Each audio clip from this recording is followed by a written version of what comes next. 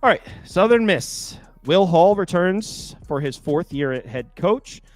Team took a step backwards yesterday. Mostly, I wouldn't say mostly, but injuries had a lot to do with that. This team really struggled with injuries last year. They did play in a bowl game in 2022, but they just only 3 wins last year. So, like I said, a step backwards. He does have the kiss of death, 2 new coordinators. But I think the DC left for a better opportunity at Boston College. He's the linebackers coach at Boston College now. They brought in Clay Bignell.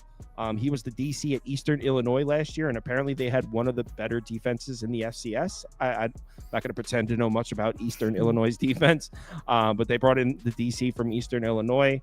They're 119th in returning production, just 9 overall returning starters, 4 on offense, 5 on defense. But here's the thing. No question. Okay, so we're about to go through where they improved and where they didn't improve. I think they improved in the right places. And what I mean by that is they bring in Roadmaker at quarterback. No question, that's an upgrade. I mean, Roadmaker looked pretty good. I mean, I know that he wasn't really asked to do much, but if you don't know who this is, he took over for Jordan Travis at Florida State when Jordan Travis got hurt. This kid went on the road in Florida and beat the Gators in Gainesville handedly. They won that game by 9 points. Now, again, it's not like he went crazy. It's like, but played a good game, an efficient game. So this is a Florida State kid. Got nice numbers when pressured here. A+ QB rating under pressure. You'll love to see it. But here's the thing. No question, we're about to talk about the running backs and receivers, and they got gutted. Frank Gore Jr. is gone. They also 5 of their top 7 wide receivers are gone. So their star running back and 5 of their top 7 receivers gone. So their skill players gutted. But they upgraded at quarterback, and I actually think the offensive line might slightly improve. They lost 3 starters, but they brought in a couple pieces through the portal. And the offensive line numbers wasn't as bad as their numbers indicate last year. Probably pull up like their blocking numbers. Like they look kind of bad, but keep in mind this team's schedule last year. Hold on. You could just scroll back and forth. I'm referring to both. So you look at their blocking numbers, like, okay, yeah, this wasn't a great offensive line. This team scheduled at Florida State, Tulane, at Mississippi State. So, I mean, their non-conference schedule is crazy. You throw those 3 blowout losses, and it's going to skew the numbers. If you take out those 3 games and take into consideration that some of their conference opponents were playing easier non-conference games than that, I think their offensive line wasn't that as bad as that. And I think the offensive line can be okay and give Roadmaker some time.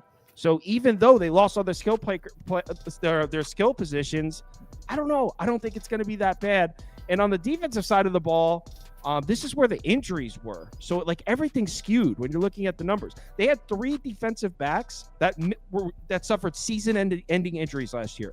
3 defensive backs suffered 3. I keep tongue twisting on that one.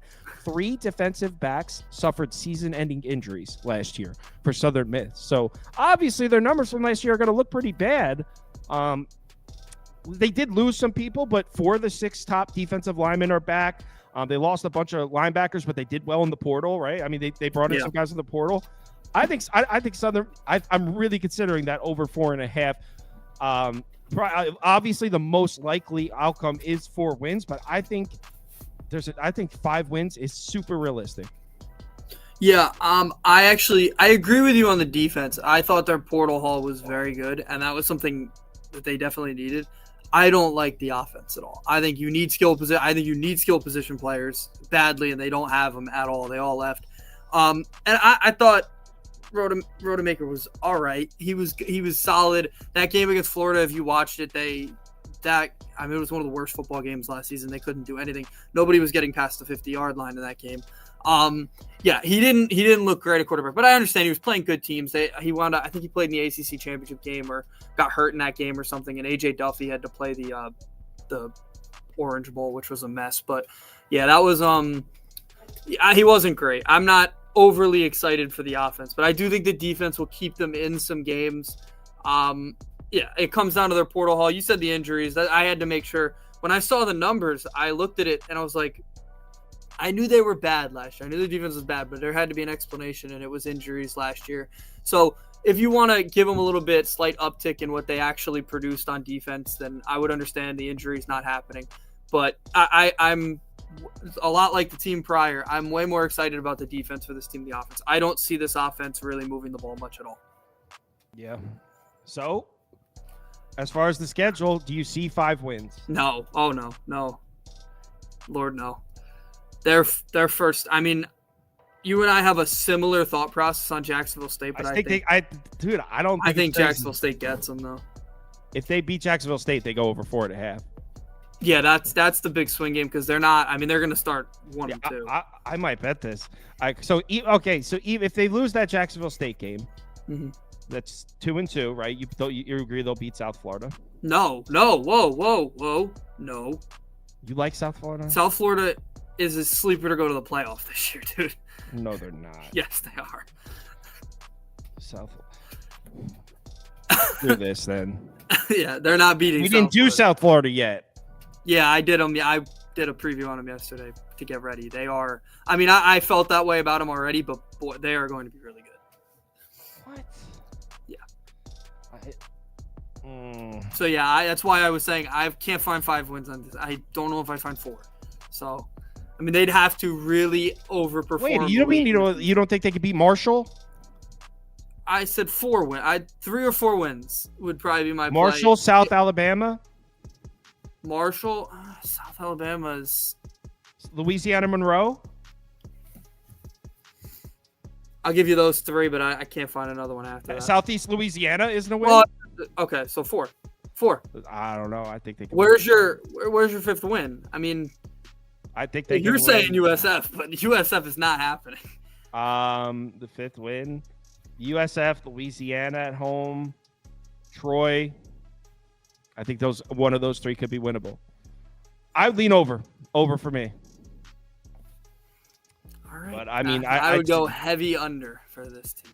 But like I said, but Andy said what he said about South Florida. I haven't looked at South Florida yet, so maybe they're going to be a lot better than I anticipated. Andy wouldn't say that unless he has done his homework. I have not on South Florida, so I would say over. That's the hardest part about doing the win totals is obviously you can't do all the you should do all 134 teams and definitely. Then go back and do it. But that's just not. I believe we're doing them Wednesday, and when you look at them, I mean, yeah, we'll talk about it. They're going to be very good. Next game, please.